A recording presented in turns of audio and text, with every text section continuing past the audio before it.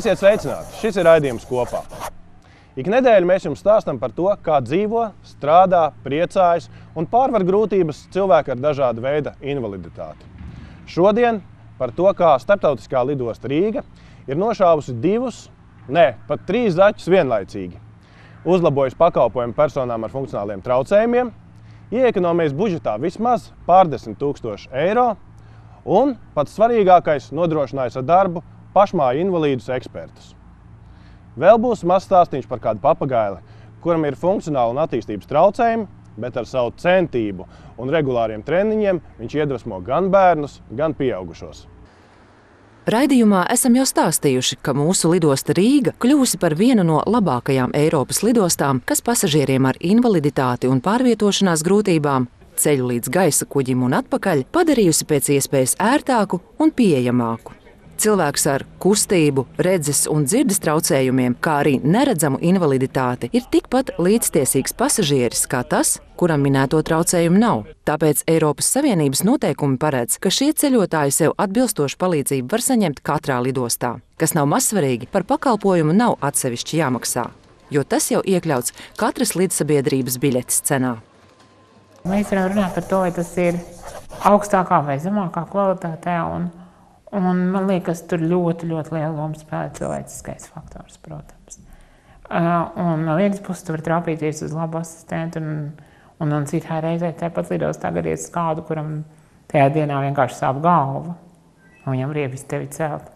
Bet kopskatā skatoties, teiksim, ļoti profesionāli strādā, protams, Vācijas lidostas. Rīgas lidostas pakalpojumu kvalitāte neatpaliek no Vācijas lidostām. Šeit palīdzība tiek garantēta arī gados vecākiem cilvēkiem, kam grūti noiet tālākus attālumus un pārvietoties pa kāpnēm, kā arī tiem, kuriem gadījusies kāda trauma. Tomēr, lai pakalpojumu līmeni uzturētu, lidostā notiek regulāras ekspertu konsultācijas un darbinieku apmācība. Mums līdz šim konsultēja ārvalsts speciālisti. Es tikai jums gribu dažus ciparus nolasīt, cik izmaksā ārvalsts speciālisti, kas nav te slaidos. Tie ir 25,000 eiro gadā par konsultāciju, vienalga, vai viņi sniedz vai nesniedz. Plus vēl 1,500 eiro dienā par apmācību. Faktiski tā ir, kad apmācībā ir vajadzīgs vienai reizei 4 dienas, tie ir 6,000. Apmācības apmēram 4 reizes gadā mūsu speciālistiem, tātad plus vēl viesnīca jāapmaksā šim ārvalsts speciālistam, tas ir apmēram 50,000 eiro. Lai samazinātu izmaksas ārzemju konsultantiem un dotu iespēju padomus sniegt pašmāju ekspertiem, lidosta noslēgusi sadarbības līgumu ar Latvijas cilvēku ar īpašām vajadzībām sadarbības organizāciju Sustento. Mums uz vietas ir cilvēki, kas to var izdarīt nesliktāk, pat varbūt vēl labāk, jo viņi zina mūsu specifiku. Un mēs šogad noslēdzām ar Sustento līgumu, kad viņi mūs turpmāk mācīs par drusciņu vairāk par 8,000 latu gadā. Lidostas Rīga un Sustento sadarbības rezultāts nav mērāms tikai naudas ietaupījumā. Vienlaikus konsultāciju procesā var iesaistīties tieši tie cilvēki, kuri vislabāk zina, kāda palīdzība viņiem nepieciešama. Turklāt sadarbības starp ekspertiem, konsultantiem un lidostas personālu var notikt bez tulka starpniecības. Šobrīd Eiropā ir tikai 2 valstis, tā ir Dānija un Spānija, kurā apmācību lidostā veic tikai nevalstiska organizācija. 3. valsts būs Latvija. Un man liekas, ka tas ir tāds ļoti labs piemērs, jo regulā jau ir noteikts, ka pašiem cilvēkiem ar invaliditāti ir jāveic šī apmācība. Un tā ir viena no reizēm, kad Latvija ir nevis 3. no beigām, bet 3. no sākuma. Lidostā Rīga pakalpojumus cilvēkiem ar pārvietošanās grūtībām kopumā sniedz 18 darbinieki. Tomēr viņi nav vienīgie, kam nepieciešamas zināšanas, kā palīdzēt pasažieriem. Zinošam jābūt visam personālam, sākot no tiem, kas sagaida pasažieri lidojumu reģistrā un beidzot ar pārdevējām veikalā un kafejnīcā. Runa ir par ļoti daudziem dažādiem lidostas darbiniekiem, gan par tiem, kas, piemēram, ratiņkrēslu ieceļ lidmašīnā, kur viņiem mācīsim to, kā iecelt, nenodarot ļaunumu savai mugurē, bet nenodarot ļaunumu arī cilvēku ratiņkrēslam, gan arī par tādu, piemēram, cilvēku kategoriju kā pārdevējs, kas strādā lidostas veikalos, jo ļoti bieži gadās tā, kad iet pērc kafiju un esi ratiņkrēslā, tad tev iedod karstu tasīti pie letes un saka brauc. Un tad ir jautājums, kā ar to kafiju var aizbraukt. Sustento šobrīd veido apmācības programmu 3 dažādos līmeņos, kas dos iespēju veikt regulāras apmācības tiem darbiniekiem, kas ikdienas palīdzot pasažieriem veic aģenta pienākumus, un tam personālam, kuram vajadzīgas tikai konsultācijas praktiskās palīdzības un komunikācijas jautājumos. Svarīgi, lai tad, kad ierauga cilvēku ar jebkādu veidu pārvietošanās grūtībām, būtu skaidrs, ko mēs ar viņu darām. Ja viņam, piemēram, ir, mākslīgais sirds vārstulis, ko mēs darām ar viņu. Ja tam cilvēkam, piemēram, ir redzes traucējumi, tad kā mēs pārkrāmējam viņa somu, ja ka mēs nevaram tajā stūrī, kurā stāvēja dezodorants, ielikt šampūnu, jo skaidrs, ka viņš to šampūnu mēģinās izmantot kā dezodorantu. Ko mēs darām, tad ir ratiņkrēsls, ko mēs darām, tad ir elektriskais ratiņkrēsls. Lai Eiropas Savienības valstu lidostās cilvēki varētu saņemt vienādi kvalitatīvu pakalpojumu, šobrīd uzsākts darbs pie jauna pakalpojumu regulējoša dokumenta izstrādes. Viens no visbūtiskākajiem jautājumiem ir drošība. Drošība šie te pārbaudes, kas katrs iziet lidostā, tad, kad iet uz lidmašīnu. Jo nav vienotā Eiropas viedokļa, kāda veida drošības pārbaudē jābūt. Un tas nozīmē, ka katrā lidostā tevi sagaida kaut kas cits. Ir lidostas, kurā tevi izceļ no ratiem, piemēram, ja cilvēks ir ratiņkrēslā.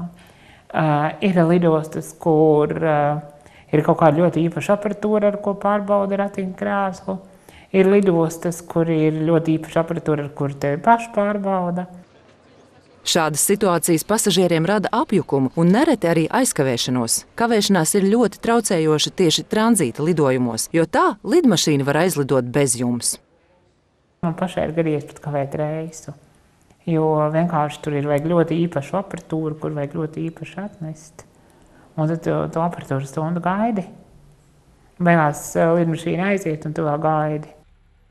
Līdz tam brīdim, kamēr visās Eiropas lidostās pasažieri ar pārvietošanās traucējumiem varēs saņemt vienādus pakalpojumus, noteikti paies vairāki gadi. Bet jau tagad, tuvākajā nākotnē, pasažieru lidostas Rīga darbinieki kopā ar Sustento ekspertiem varēs īstenot arī raidījuma kopā praktiskos ieteikumus.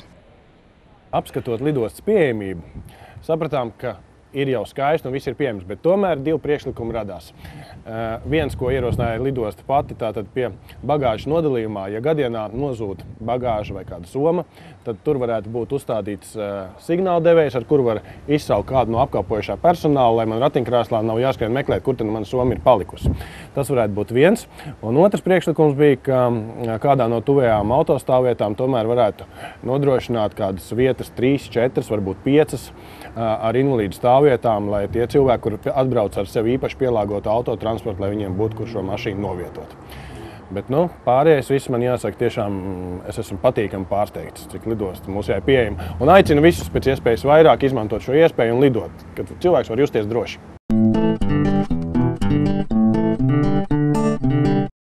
Ceļot var ne tikai lidojot, bet braucot arī ar auto. Tāpēc mūsu raidījuma kopā filmēšanas grupa devās mazā ceļojumā uz Daugavpili. Šoreiz brauciens nebija saistīts ar transporta vai vides pieejamības testu. Latgales zoodārzā mēs iepazināmies ar kādu papagaili vārdā Coca-Cola. Šim papagailim ir gan kustību, gan attīstības traucējumi, bet ar savu centību viņš ir labs paraugs ikvienam. Latgales zoodārzā līdzās zivīm, bruņurupučiem, trušiem, čūskām un citiem dzīvniekiem mīt arī prāvs pulciņš papagaiļu, starp kuriem Coca-Cola ir putns ar īpašām vajadzībām. Iesim ciemos pie bruņurupučiem, mēs tā staigājam. Jā, apciemojam visus zvēriņus. Zoodārzā apciemojam, paskatāmies uz zīvtiņām vai kur, ja? Coca-Cola jau pazīst zīvtiņas. Šis papagailītis Coca-Cola ir īpaši ar to, ka viņš ir neparasts. Pirmkārt, viņam ir arī 6 brāļi un māsas, kuri, varētu teikt, ir parasti žāko papagailīši, bet šim papagailītim gadījās ķibeli dzīvē. Un 1,5 mēneša vecumā nācās viņu paņemt no līgzdiņas. Gadījās tā, ka spārniņš un kājiņa viņam virzījās katru savu pusīti, viņš nevarēja stāvēt. Tādēļ mēs arī uzņēmāmies vecāku lomu, barojam viņu paši. Zoodārza darbinieki Coca-Colu izbaroja ar pipetīti, dodot viņam bērnu putriņas un vitamīnus. Kājiņas nestrādāja. Uz šo momentiņu Šis papagaļs jau ir 1,5 gada vecs.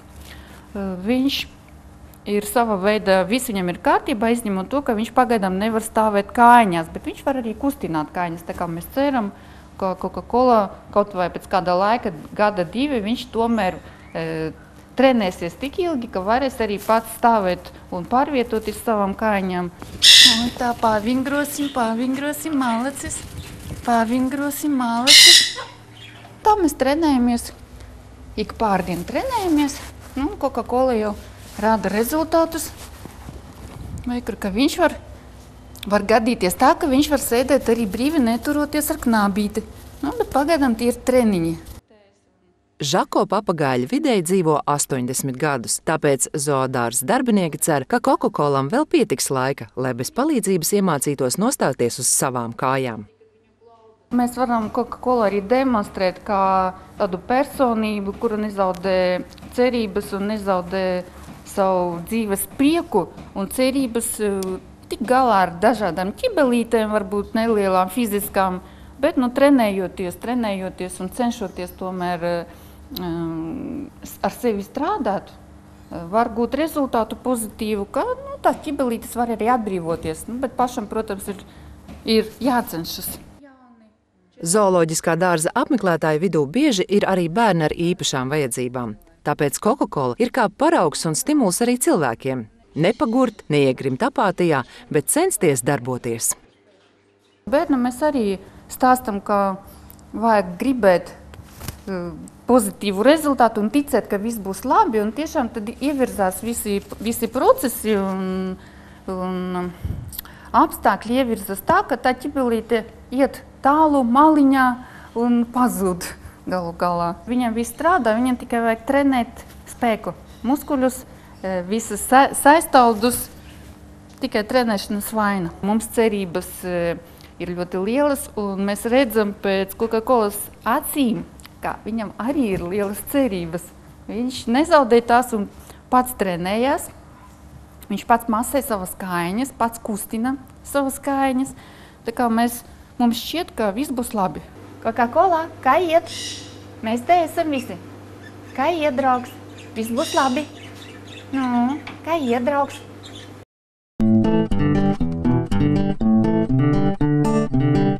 Uzdrīkstēšanās, drosme un pacietība. Tās ir lietas, kas ir svarīgas ikvienam. Un ticiet man, ar to var paveikt lielas lietas. Ar jums kopā biju es, Māris Dzelskauns, un raidījumu kopā radošā komanda. Atā, un tiekamies jau pēc nedēļas.